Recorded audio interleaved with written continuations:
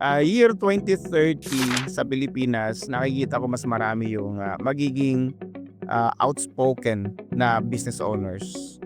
Yung marami na rin yung magko-content, magba-vlog.